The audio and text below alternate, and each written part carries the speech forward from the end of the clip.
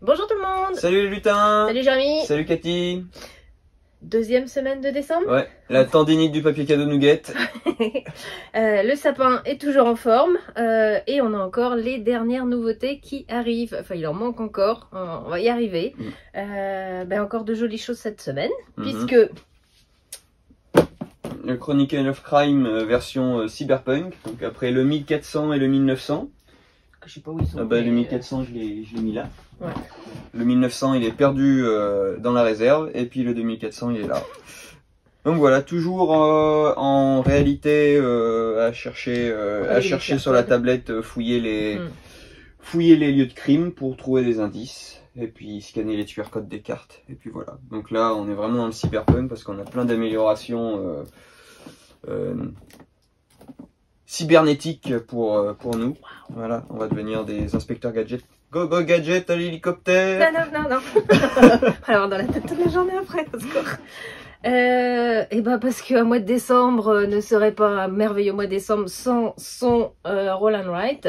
Là on a deux stars du milieu du jeu, hein, Florian Cyriax et Benoît Turpin, donc très sympathique Roll and Write qui renouvelle bien le genre. Ça c'est bien. Le grand retour de Macabana. Attention, il y a Cthulhu qui se fait la malle. Poulpe qui m'attaque. Macabana de François Hafner, c'est un jeu qui a, on va pas dire combien d'années, hein. L'idée c'est de monter des paillotes et puis évidemment d'empêcher les autres de créer leurs paillotes. C'est jeu de vilain, hein. C'est c'est pas trop mon truc, mais bon, un excellent jeu si vous aimez un peu les petits jeux les jeux de confrontation. Très chouette. Bon, on va parler Cthulhu avant qu'il t'attaque vraiment. Ouais. Tiens, je te laisse le...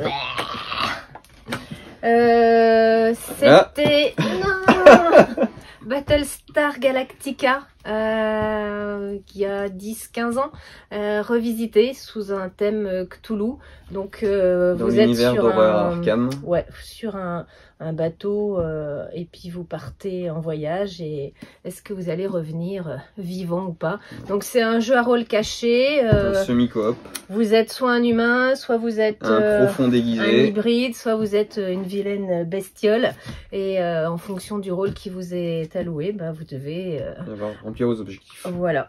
Donc vraiment un univers vraiment glauque. On est pile dans Lovecraft, hein. Ouais. Super attendu évidemment. Hein. Passage toi. Et on veut aux ours.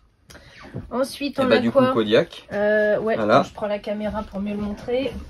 Donc petit jeu de cartes, on part tous avec le même jeu de cartes et il va falloir jouer nos cartes intelligemment pour récolter le plus de saumon possible, puisque va falloir aller dormir, l'hiver arrive. Et donc on va faire 15 tours pour passer notre paquet de cartes. Chaque joueur, on va faire autant de manches qu'il y a de joueurs, et puis celui qui a chopé le plus de saumon à la fin de la partie a gagné. Sachant qu'il y a des petites cartes pour s'embêter, la chasse au saumon se fait par rapport à la vitesse des prédateurs, donc très joli jeu, très joliment présenté. Ouais, franchement, très chouette, ouais. De Didier Jacobet, et j'avoue je sais pas qui est l'illustrateur, l'illustratrice. Anne Seb. Bon, j'avoue je ne connais pas. Et un grand retour, c'est Recto Verso. Joliment réillustré par Camille Chaussy, un jeu de Inca et Marcus Brandt, qu'on ne présente plus. Donc un jeu qui va se jouer à deux. Ils mettent 2 ou 6. Ouais, c'est plus fait à 2. Ouais, on est chacun d'un côté du... Et on doit résoudre le petit puzzle game chacun de notre côté. Trouver en temps limité, essayer de reproduire l'image qu'on a chacun de son côté, qui n'est évidemment pas la même. Un excellent petit jeu de placement. Un petit coop. Et une nouveauté pour les petits. On reste dans le coopératif.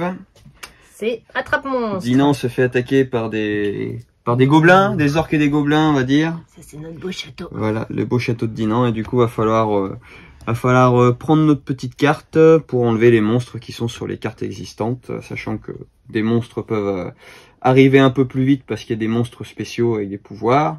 Et du coup, si les monstres arrivent à détruire le château, on a perdu. Et si on arrive à mettre tous les monstres dans leur donjon, on a gagné. Ouais. Donc à partir de 4 ans, tout seul ou jusqu'à 4 joueurs, un petit quart d'heure de jeu. Et puis voilà.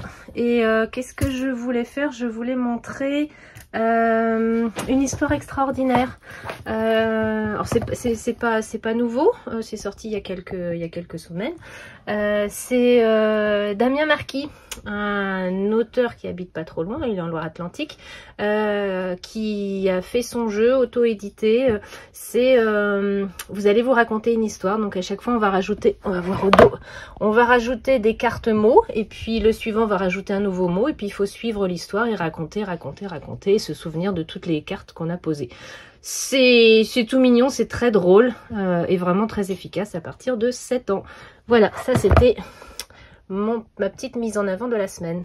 Voilà, et ben Jérémy, tu vas dire au revoir tout seul parce que c'est moi qui ai le téléphone en main, je fais des bêtises. Cathy vous dire au revoir, et puis moi aussi, et puis venez faire vos emplettes, et puis à très vite. Joyeux Noël!